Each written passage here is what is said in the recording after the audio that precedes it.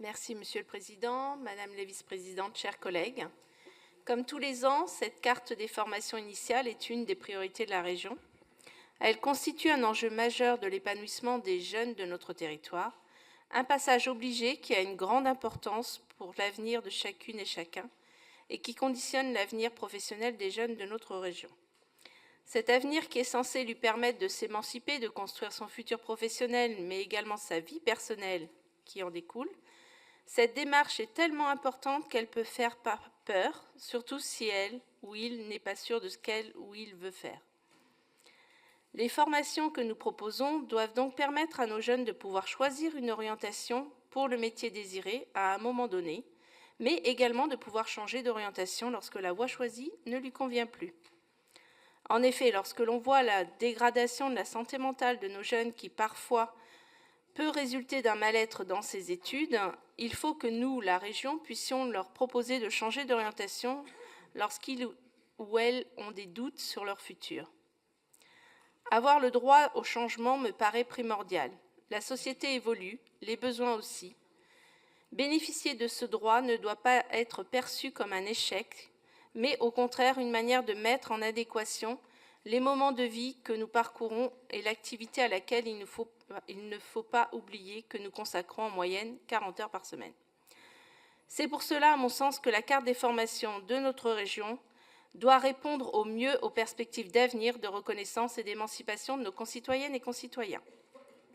L'objectif premier de ces formations initiales est effectivement de faire en sorte que nos jeunes puissent se construire afin d'être les travailleuses et travailleurs de demain. Le fait de pouvoir aller dans les collèges pour présenter à nos jeunes le monde de l'entreprise et leur faire découvrir les différents métiers est, il me semble, indispensable afin qu'elles et ils aient une vision des différents métiers.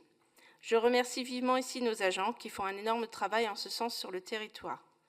C'est aussi dans ce sens que nous organisons des forums des métiers afin que nos jeunes puissent prendre contact avec des adultes qui leur présentent leur profession et leur transmettent l'amour de leur travail. Bien sûr, tout cela n'est pas forcément suffisant et ne le sera sans doute jamais assez pour que nos jeunes puissent s'épanouir dans leur vie future, mais elles participent grandement à établir un choix éclairé et au plus proche de leurs souhaits personnels. La palette des parcours de formation que nous proposons est très diversifiée et cette nouvelle carte des formations le démontre une fois de plus, car elle va permettre d'adapter et d'enrichir les diplômes du Bac Pro à Bac plus 5 pour créer plus de 1000 parcours en région Centre-Val de Loire d'ici 2028.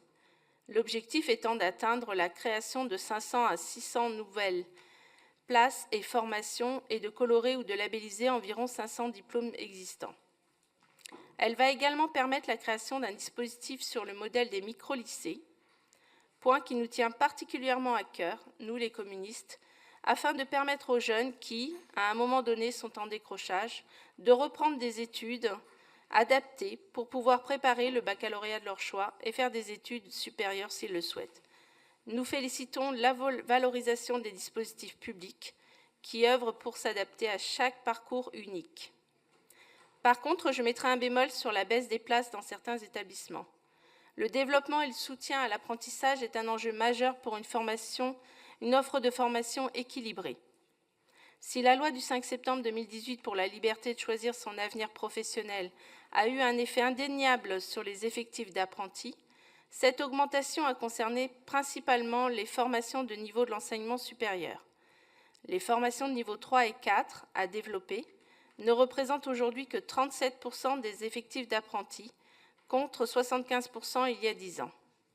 Depuis la mise en œuvre de cette réforme, on constate que des CFA sont contraints de fermer, des sections de formation qui ne sont plus équilibrées financièrement, la région qui ne dispose plus de la compétence ni des moyens dédiés ne peut pallier les baisses de niveau de prise en charge.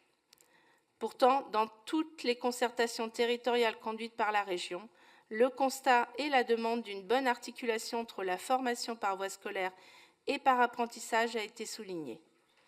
De plus, et c'est un point d'alerte que je fais chaque année, c'est la coloration de plus en plus importante de certaines formations que nous proposons afin de répondre au mieux aux besoins ponctuels des entreprises sur les territoires. Les jeunes, déjà plus souvent fragilisés par la précarité, vont se voir assignés à résidence par leur formation.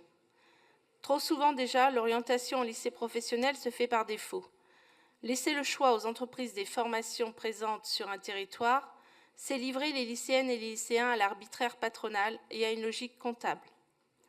Je reprends encore et toujours le principe d'éducation populaire cher à notre sensibilité politique, la reconnaissance de chacun des métiers par tous et pour tous, et par conséquent la reconnaissance pour tous et par tous des individus qui les exercent. Vous l'aurez donc compris, ceci passe par une reconnaissance pour les savoir-faire entrepris et pour un accompagnement total dans le projet de l'apprenant ou de l'apprenante, en lui donnant la possibilité et des moyens d'accéder au diplôme de fin d'études sans discrimination aucune.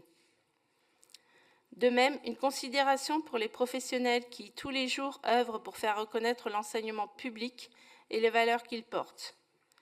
Une égalité des chances pour toutes et tous, voilà ce que prône notre région afin de diminuer le fossé qui peut se creuser entre les apprenantes et les apprenants, entre les alternantes et les alternants et les formations dites classiques, entre les formations professionnelles et les formations générales, les métiers dits genrés et les discriminations entre les femmes et les hommes, et ou liées à leur origine sociale.